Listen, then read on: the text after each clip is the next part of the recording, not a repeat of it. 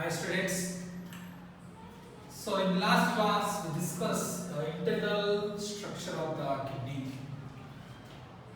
and external structure of the kidney. It's very important.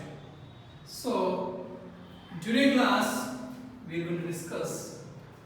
So while discussing the internal structure of the kidney, so we draw the diagram and there are the dark color zone is called as cortex and the pale color zone is called as medulla. There are nephrons is there. The smallest structures in the kidney, nephrons. There are around 1.3 to 1.8 millions of nephrons is there. So now in today's class we are going to discuss what is the structure of the nephrons. How it will work.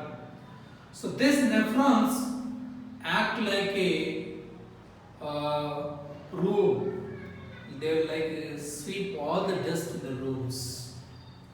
So it will clean. It will clean the waste materials present in the blood. Filtration and ultrafiltration will take place in this nephrons. So this is very important 4 marks question.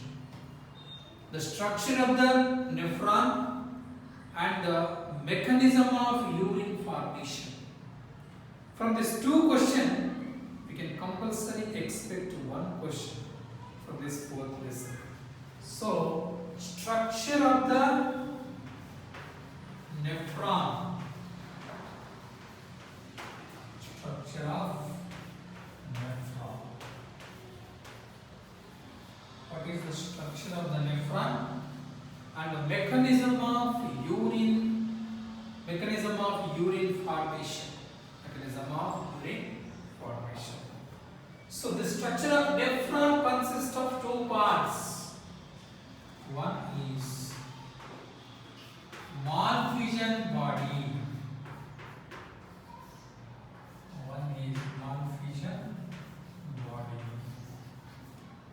And the second one is renal tubules. Second one is renal tubule. First one is malfusion body and the second one is renal tubules. We'll draw a simple diagram of this nephron.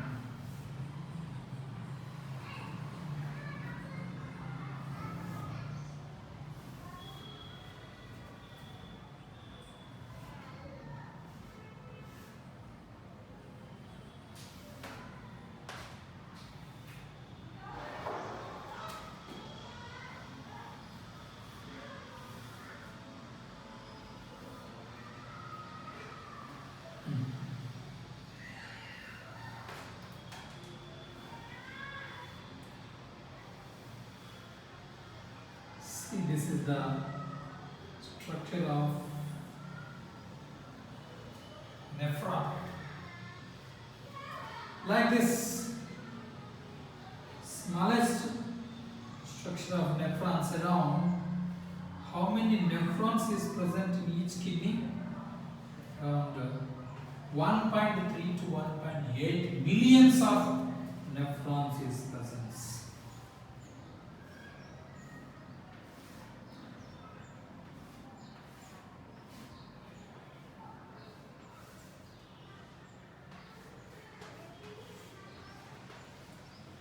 This is the structure of the nephrons.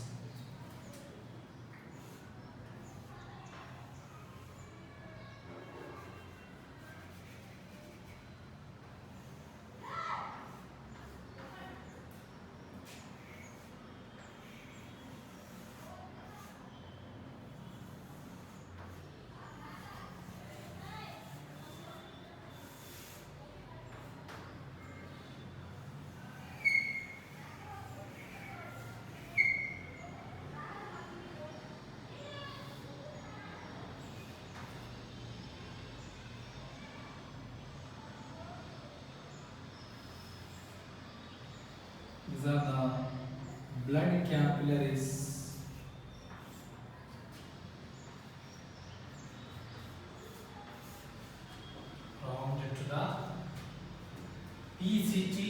PCT and loop of Henle. So we can see this is Malpighian capsule, Bowman's capsule.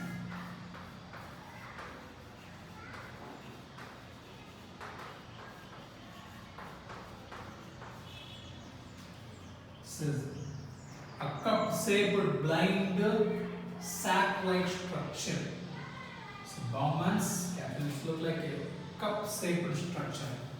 So in the Bowman's capsule there is a bunch of blood capillaries is there that is called as glomerular and glomerulus, and this part is called as PCT, DCT, loop of Henle, collecting duct, pelvis,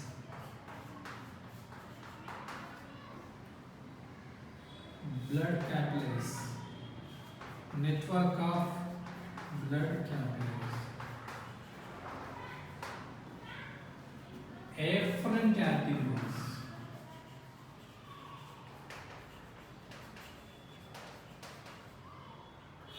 efferent arterioles,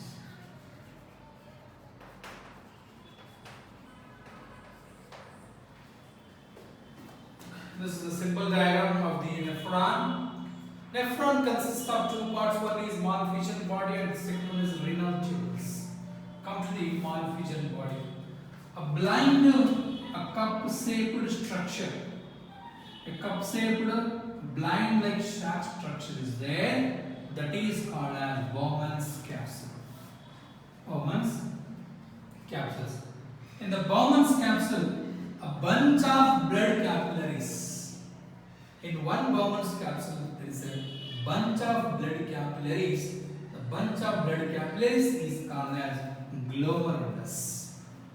Glomerulus. So come to this Bowman's capsules. One Bowman's capsule, there is a one bunch of blood capillaries is there.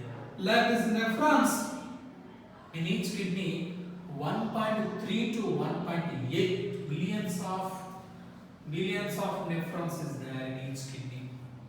Billions of nephrons. So every nephron will takes place for the filtration. So this Bowman's capsules, it have a single layer, a squamous epithelial cell. There is a podocyte cells is there in the Bowman's capsules. Through the podocyte cells, so the filtrations will take place and enter into the PCT. When filtration takes place in the Bowman's capsule, in the podocyte cell to the small porous, after filtration, the waste material is entered in the PCT, proximal convoluted tubules. So the glomerulus arises from the afferent arterioles. These are blood vessels. Afferent arterioles is a blood vessels. Glomerulus arises from the afferent arterioles and it gives rise efferent arterioles. Efferent arterioles. Due to the narrowness of this efferent arterioles, pressures will take place in the glomerulus. So the glomerulus pressures will take place. This pressure, filtration will take place in the glomerulus. When the filtration takes place, the filtered blood will enter into the efferent arterioles. Efferent arterioles. So this is about the Malpighian body.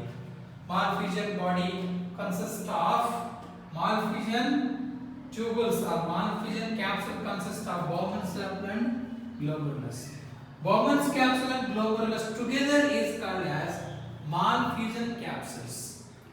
Glomerulus, Bowman's capsule together is called as Malpighian capsules.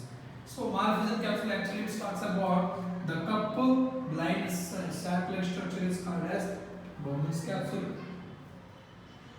In the Bowman's capsule, bunch of blood capillaries is there. They are called as glomerulus. So this glomerulus arises in the arterioles, afferent arterioles, and gives rise efferent arterioles.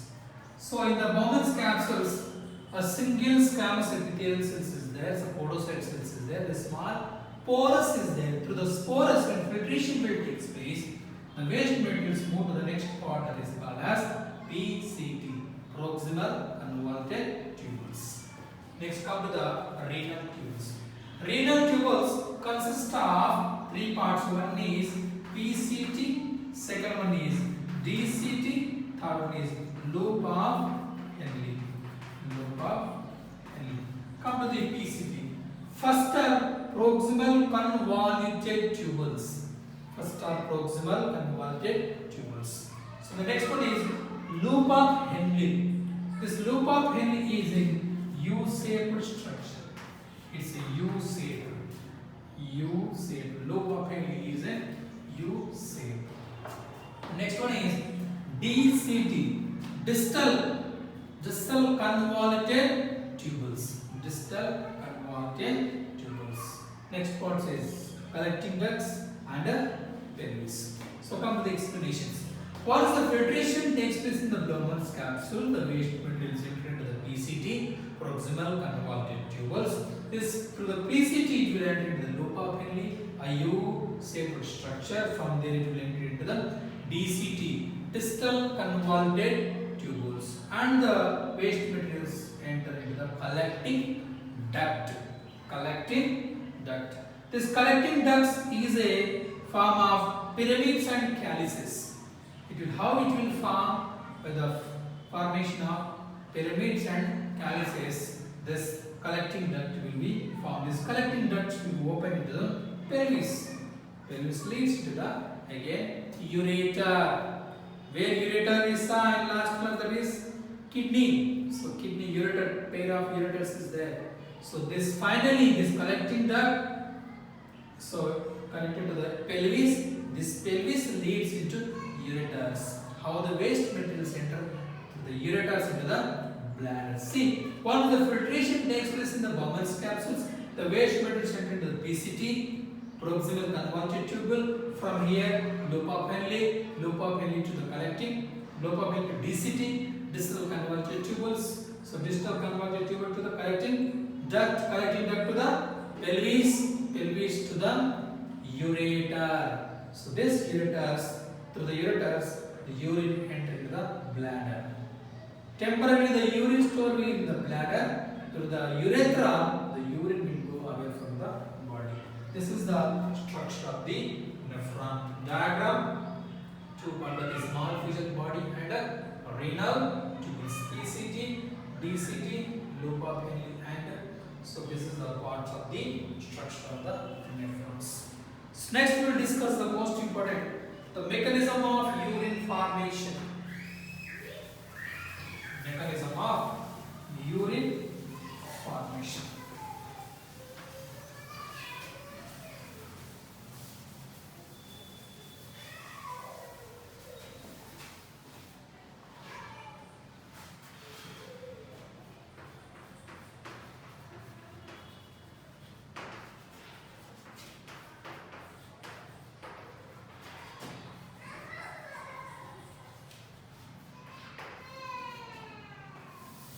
In urine formation, there are four stages. Is there? Four stages. One is glomerular filtration.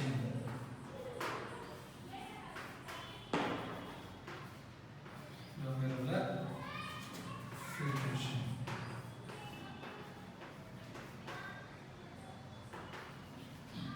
Second one is tubular reabsorption.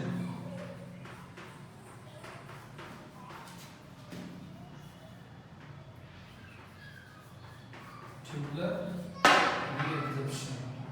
Third one is tubular secretion.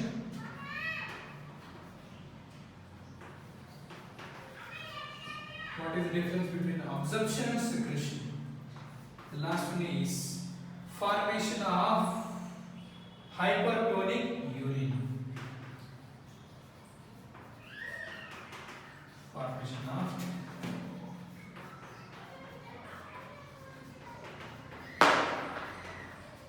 hypertonic urine. Glomerular filtration, tubular reabsorption, tubular secretion, formation of hypertonic urines. Once again, we will draw the simple diagram of this nephron.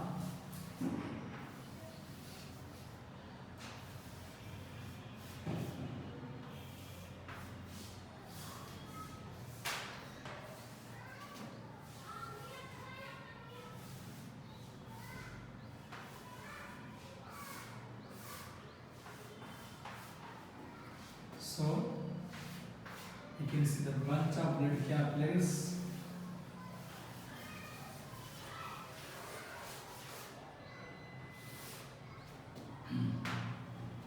First one is glomerular filtrations. So, we can see four stages in this urine formation. One is glomerular filtration, second is tubular reabsorption, where reabsorption takes place, tubular secretion, the last one is hypertonic of urine, formation of hypertonic urines. Where glomerulus is there, so it's a blind complete structure is a Bowman's capsules. In the Bowman's capsules, glomerulus is there. In the glomerulus, due to the narrowness of this efferent arteriole, there are two types of blood vessels. One is afferent, another one is efferent. Afferent and efferent. Due to the narrowness of the efferent arterioles, pressure exerts in the glomerulus. Pressure exerts in the glomerulus. Due to this, alteration and filtration and ultrafiltration will take place in the glomerulus. Due to the narrowness of efferent arterioles, pressure exerts in the glomerulus. Filtration and ultrafiltration will take place in the glomerulus. So what happens when the filtration and ultrafiltration will take place in the glomerulus? One thing. First one is waste molecules is filtered. Nutrients molecule is filtered. Water is going to filtered in the glomerulus. Once again I am repeating.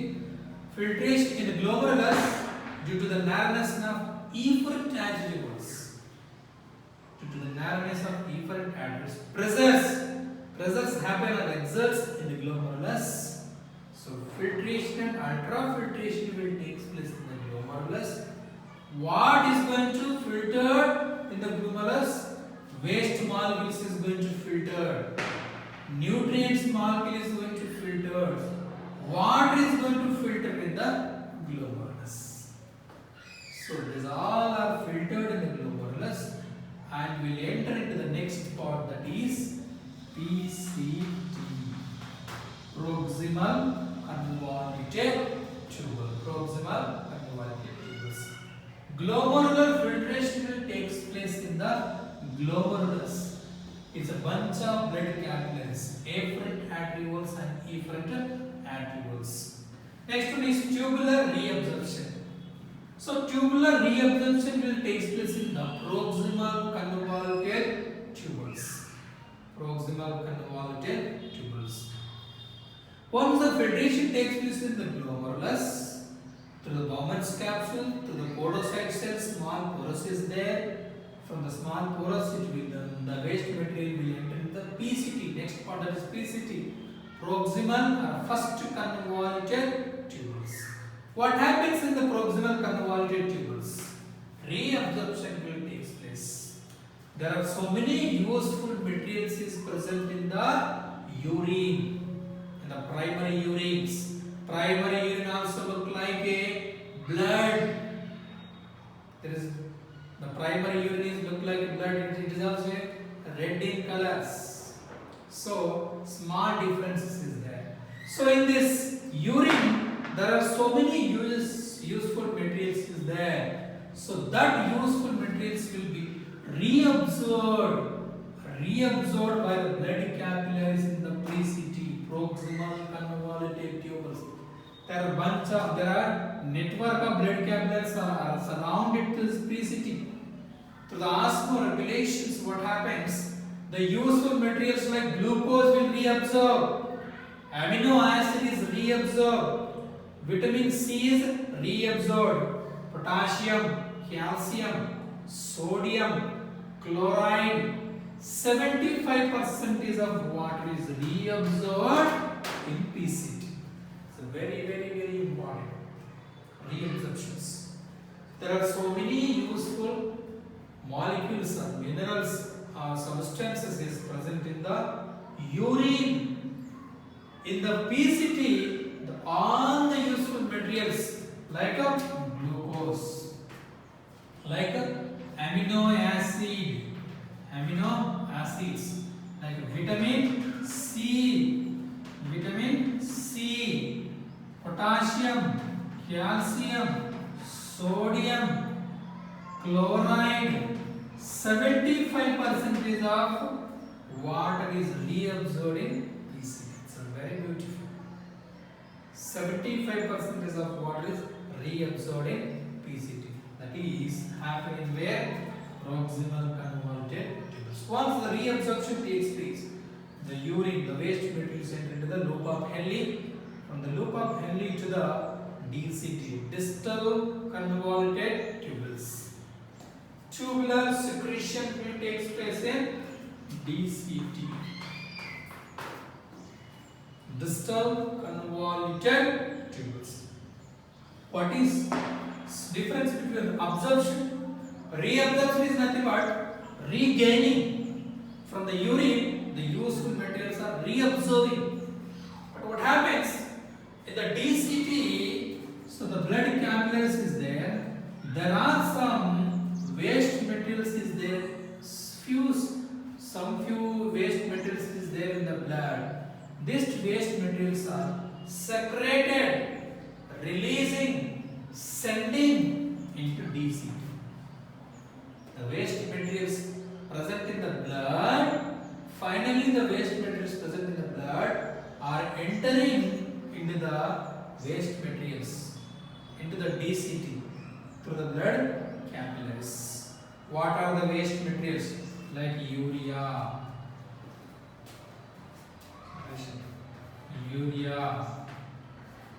uric acid, creatinine,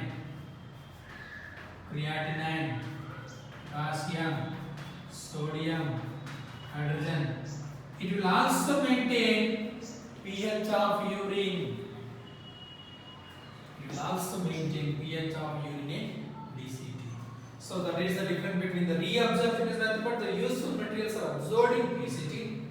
The waste materials are adding into the urine from the blood capillaries into the DCT parts where the secretion, tubular secretion takes place in the DCT. Some waste materials is present in the blood, they are entering from the blood capillaries into DCT. From blood capillaries into DCT. Once the secretion will take place, the urine entering the collecting duct, it's formed the calyces and pyramids, and it will leads into pelvis. Pelvis leads to ureter. This urine, filtered urine from the glomerulus, PCT, loop of Henle, DCT, collecting duct, pelvis, ureter, finally enter into the bladder. So the temporarily urine is stored in the bladders. When the bladder is filled, when the bladder is full or filled, the urine will go away from the body. So the last thing is formation of hypertonic urines. So 75% of water is reabsorbed in PCT. There are only the 10% of waste material sending to the next part. So when high concentration of urine is exchanging, discharges.